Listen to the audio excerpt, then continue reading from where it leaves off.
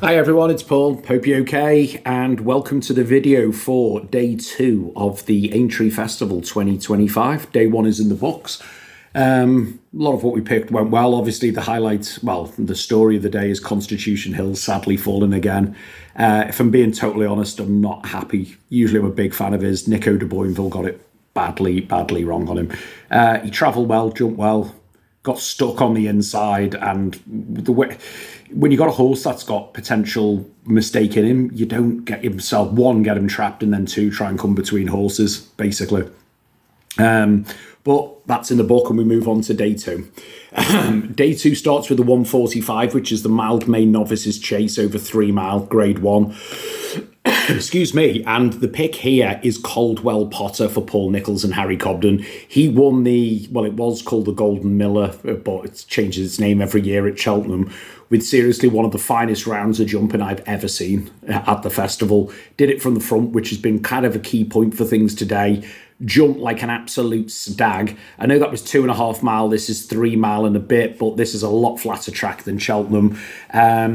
And we don't really have the luxury here, bar the horse, the favourite handstands, because everyone else with a chance is pretty much, did run at the festival. But Caldwell Potter, the good ground seems to be the key. Looking back historically, he does have really good spring form, and that round of jumping was impossible to ignore last time. Jumping going wrong, Dancing City, which you got to take seriously given Mullins slamming the first 4 home at Cheltenham today, Aintree today. His jumping went to pieces in the Browns. Very good before that, and I do wonder if the return to a slightly flatter track will be better. But what I would say is his jumping, if there is any more jumping frailty within it, but it was, I don't know, he won the grade 1 hurdle on the card over here this year, but if you look at his very best form, it is on better ground overall, I would say. So the balance of probability is, I think he's going to run well, but there is a risk attached. Handstand won the Scilly Isles really well like 9 weeks ago now, but he's another one. I do suspect the ground is going to be plenty lively enough for him. Jordan's, I said he'd run at a big price at Cheltenham, and he duly did. To be fair, in that race behind Caldwell Potter, came 5th. Kay de Bourbon's jumping was bad before he even unseated. Stella Story ran an absolute belter, it has to be said, to come second in the Brown, but looked like needed even further again. So flat track, 3 mile, probably not ideal.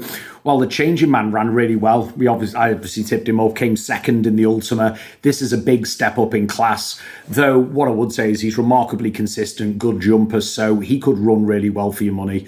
But for the winner, I'm very keen on Caldwell Potter, and I do think that 11-2 it currently is now is a huge price. 1, 2, 3 then, Caldwell Potter from Dancing City. And do you know what? I'm actually going to throw the Changing Man in, because I do still think he's got more to come, if I'm being honest. The 220 is the William Hill handicap over 2 mile 4. Again, a lot of ones who ran well at Cheltenham there. Impose Toi, who I obviously put within the selections at Cheltenham. Excuse me. And he actually ran a really good race to come second. Was it? Yes, he did. He did. He came second behind Jimmy DeSearle, who also ran a blinding race, and that was in the Coral Cup over 2 mile 5. To be honest, at the last, I thought he was going to win, but I think ultimately was outstayed.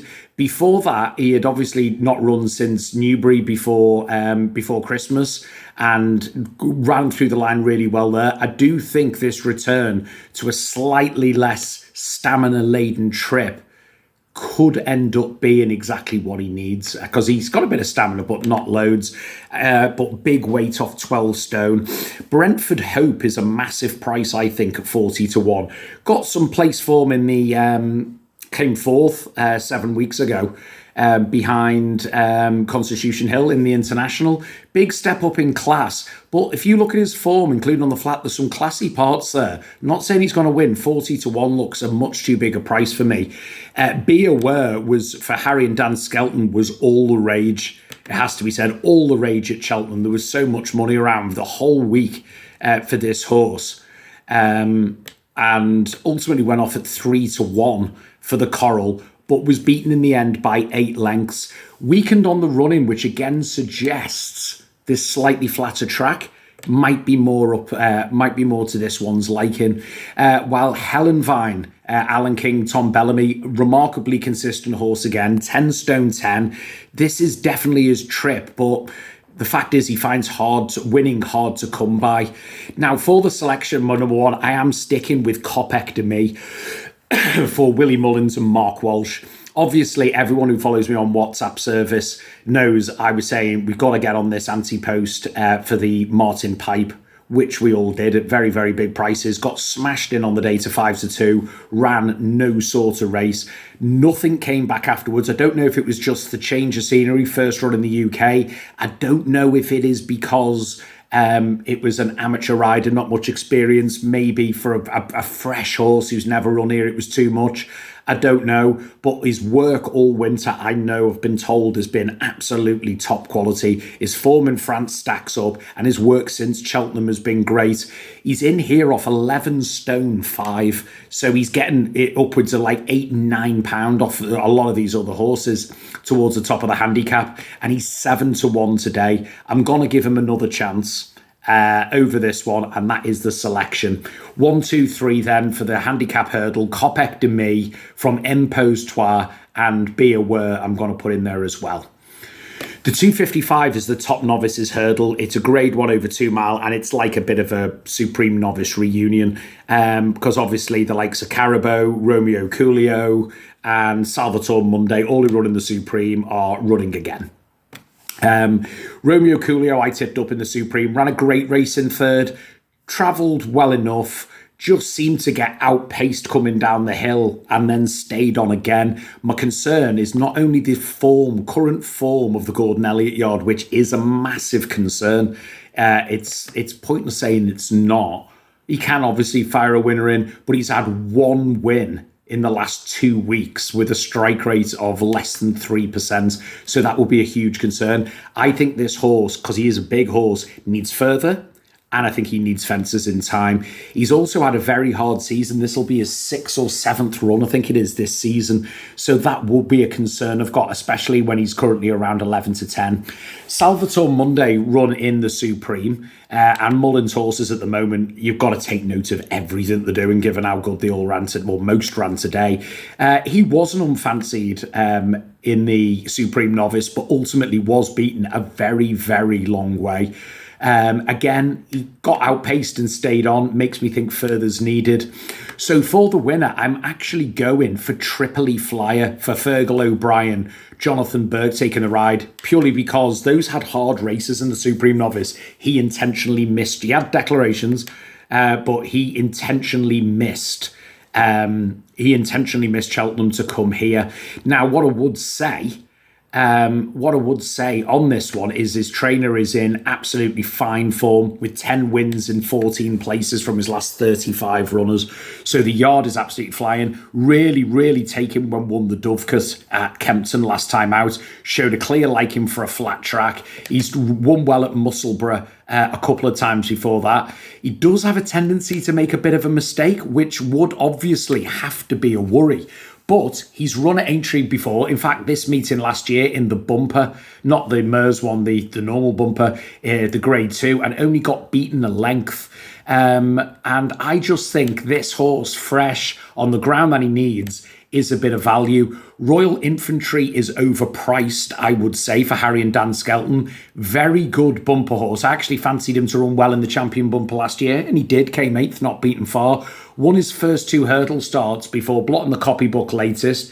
Given time off since then, if he takes a step forward, that is too big a price at 33-1 currently. And you've got to make an honourable mention as well for Diva Luna.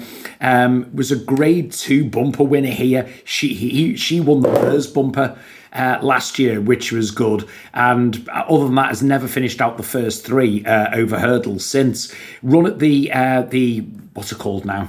The Dawn Run, they call it, don't they? The Mers Novices Hurdle at Cheltenham. Run a really, really creditable race to come third. Only beaten about 6 lengths. Looked to tire, so the flatter track would suit.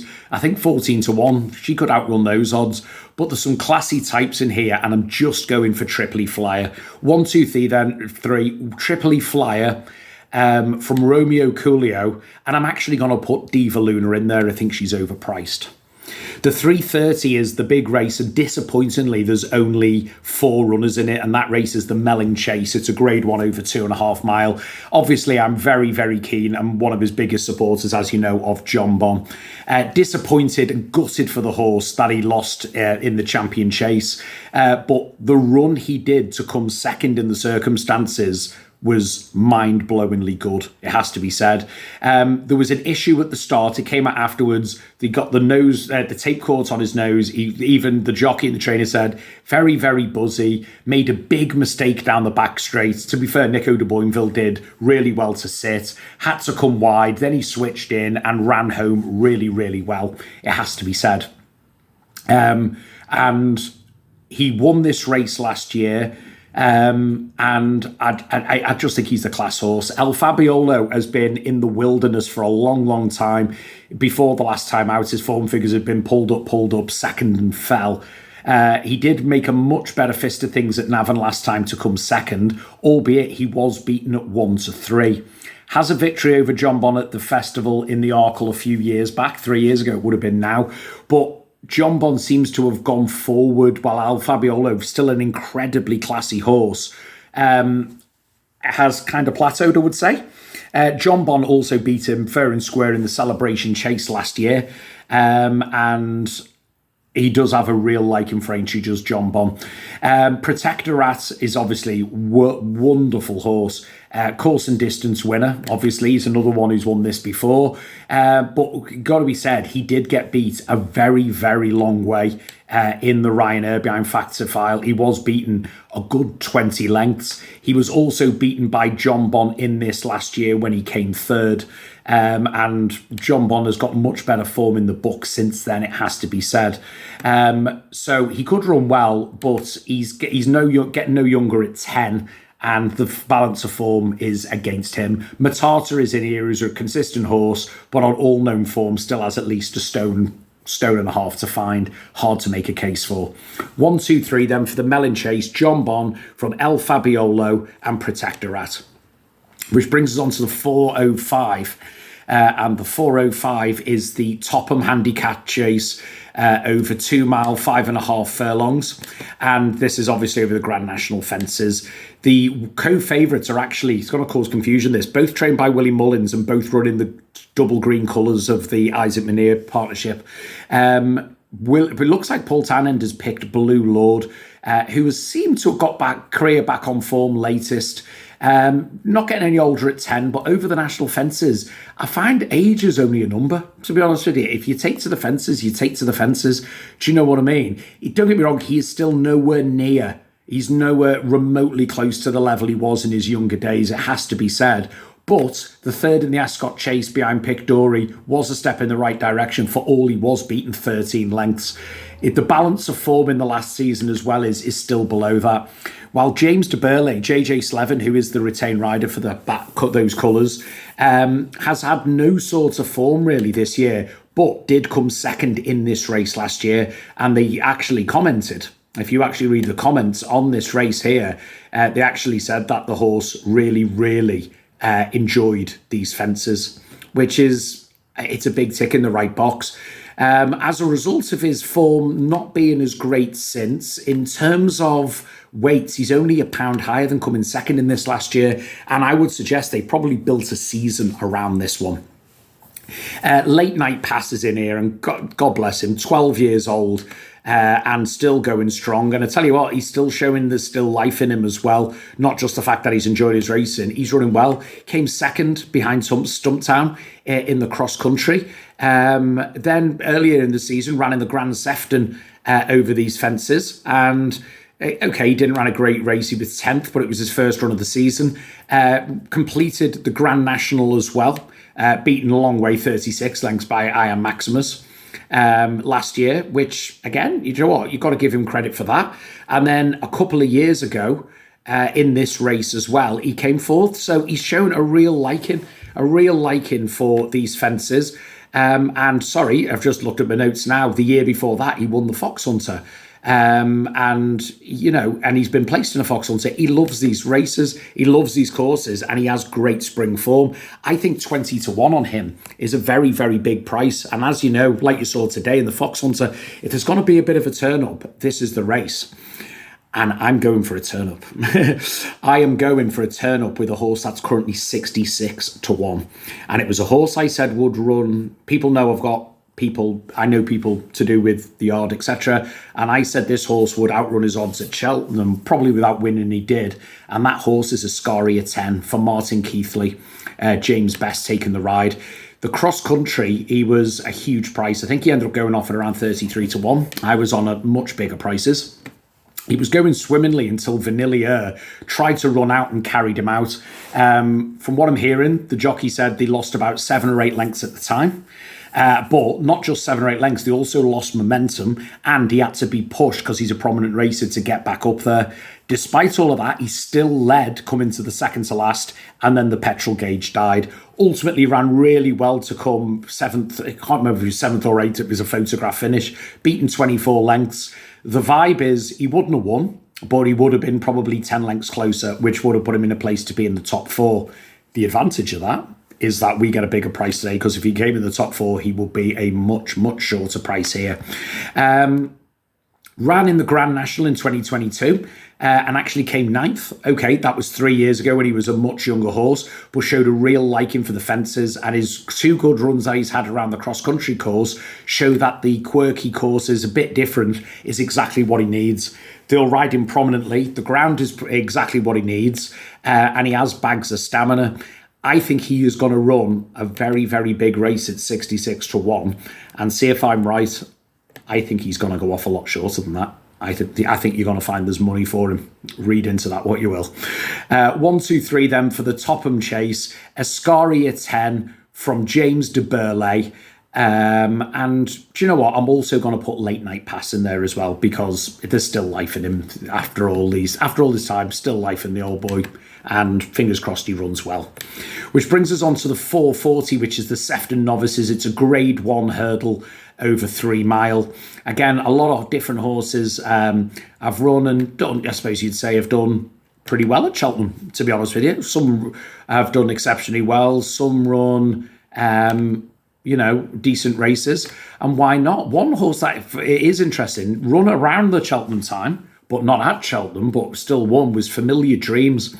Now, Familiar Dreams, I backed it this day. Gordon Elliott horse, which is the worry with the yard form, but she won the Mears Novice at Limerick the last day. I know it wasn't fancied, but showed bags of stamina and a good turn of foot. Now, faster ground would be the concern I've got here, because it's pretty much exclusively been done on yielding soft and softer, which, bear in mind the sire is postponed, makes complete sense. But I think this horse, OE6, has got a bit more to come, and currently around 10-1. I think this one is really going to run well and potentially make the frame. Now, Caliphate en Vol for Nicky Henderson and Nico de Boinville. There's been good money for this horse this week. Was a listed winner over a bit shorter, 2.5 mile in February. What was it? It was at Huntington, won it.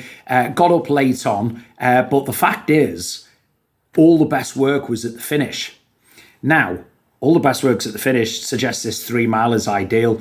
Now, the key piece of form before that you've got to look at was a novice hurdle on the 30th of November over 2 mile, 5 furlong, where came second, beaten 3 lengths, despite making a mistake at the last. The winner of that race was the New Lion. So that form is absolutely nailed on form. There's no better form in there. The step up in trip is a concern, I suppose you would say, but I think this has got everything you need for a winner of this race. Battleborn Lad has been really consistent, was finding a way for the last 2 seasons of getting beat, despite running good races and running well. They found the key to him and he's won the last 2. He could be ahead of his current rating, and he rates a real live contender for me. What I like about him is, though, he's got a very good attitude, and I think the starting to make all with him that has been a big turning point for him, really. and I think it makes a lot of sense with him. Beat Moon Rocket, who's in here again, fair and square by 5 lengths over the distance in the Grade 2 at Haydock. Likes good ground, and he's got absolutely everything in his favour. My slight concern is if he doesn't get an uncontested lead, because the likes of Argento Boy here can go forward, Holloway Queen can go forward, so that will be the concern I've got. Mr. Megget, I presume you pronounce it, is interesting for John Joe O'Neill and John Joe O'Neill Jr. Hasn't run for 146 days, this one. Now, that will be a concern, but to go into a race like this on the back of one hurdles run would be a concern. For all, the win was in November, over a bit shorter at the course, and won really, really well. Don't know why he's been off the track since, and it's a big ask. And he's the favourite currently, actually, at 3-1. That's a big ask to go and step up and trip by 5 furlongs, come from over 148 days off, and step up to a Grade 1. If he does, there's a serious, serious horse on our hands for next year, but I'd rather let him do it and see it first. So for the win, we are going for Calife Envol, just based on the superior form line. 1, 2, 3, Calife Envol from Battleborn. And do you know what? I'm going to put Familiar Dreams in there as well. Which brings us to the conclusion of day 2, which is the 5:15s, which is the conditional jockeys handicap hurdle over 2 mile. One thing I wish Aintree would change, they always seem to end the day with a nightmare race. It's like they want the bookies to go home happy. It's like, I don't know, the favourite one, the bumper today. It's so hard to decipher what the hell is going on half the time. And this race is just full of potential handicap plots. When you're looking for a handicap plot, one name you always look for is AJ Martin, and he's got one in here in Hamzian. Miss M. O'Sullivan taking the ride, because this horse has somehow managed to sneak in off 10 stone 2 with a jockey claiming 3, so he's in on under 10 stone. Now, this horse is a typical AJ Martin plot, was really fancied in February and came 9th of 11. Trainer couldn't offer an explanation. Seems a bit convenient, that one. First run back, he went into a handicap over hurdle after a good flat campaign and won at Cheltenham. Incredibly easy, won going away. Rock solid form. There's absolutely no reasoning behind the dip in form last time, but as a result, his weight plummeted. People who follow my WhatsApp through the jump for that season knows that, and I was there, I tipped this one up for the Chester Cup last year each way, and Oisin Murphy gave him a pig of a ride, but he still came second. Very gutted at that one. But this is a very, very decent horse on his day.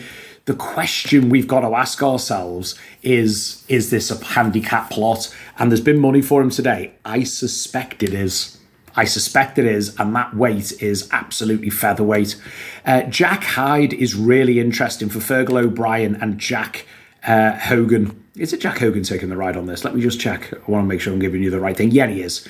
Good young rider, that one. This one has won his last 2, both very, very easily, both at Southwell. This is a massive step up in class. Whether he can take it or not, I don't know. Same with Diamonds for Luck. Now, Diamonds for Luck was 6-1 last night and is currently out to 16-1. That suggests that all may not be well with that one in some way, shape or form. Celtic Dino is off 10 stone 13 with Dylan Johnston claiming 3. This horse is remarkably consistent. 4 runs this year, first, 4th and 3rd. And this one, you could practically 99 times out of 100 set your watch to this one to run a good race. Was completely outclassed in the Grade 2 latest. And on Boxing Day, he did run here in the Grade 1, the Formby Novices. Only got beaten 11 lengths. So I suppose you'd say that's half decent form, really. Again, though, it's hard to weigh him up. And there is other ones I suspect might be better fancied. Fiercely Proud I would have been keen on after his run 2 runs ago, but last time was so bad. I thought he had turned a corner. It might have been a one-off based on all-known form. While the fly in the ointment here, 100%, is Affadil for Willie Mullins with Freddie Jingle, who's a really good claimer conditional taking the ride, because this horse ran in the Imperial Cup, came third, but only beaten half a length. Before that time, went to Musselburgh for Class 2, only beaten a length. And okay, was not really up to form before then, but that was on softer ground. Now, what I would say on this one is, as a result of not winning, his weight hasn't really been affected. Now, this time last year, he also ran in this race, came third, and only beaten by 3 lengths. And that there is rock solid form. And he's proven he can do it. That day, he was running off 11 stone 4. Today, he's running off 10 stone 5. So, on balance of probability, Affadil is going to run a mighty race, and you would have to back it. I'm going to back 2 in the race, but if I was picking it the 1-2, I would go for... Do you know what? The last run of AJ Martin is worrying me, and I'm a form guy, as you know, even though I think it's a plot. I'm still going to back him, but I don't know. So for the 1-2-3, I've flipped here while I'm recording. Affadil from Hamzian, and I'm going to put Celtic Dino in as well because he is so consistent. Good luck, guys, and I will see you tomorrow for Grand National Day. Take care. Bye.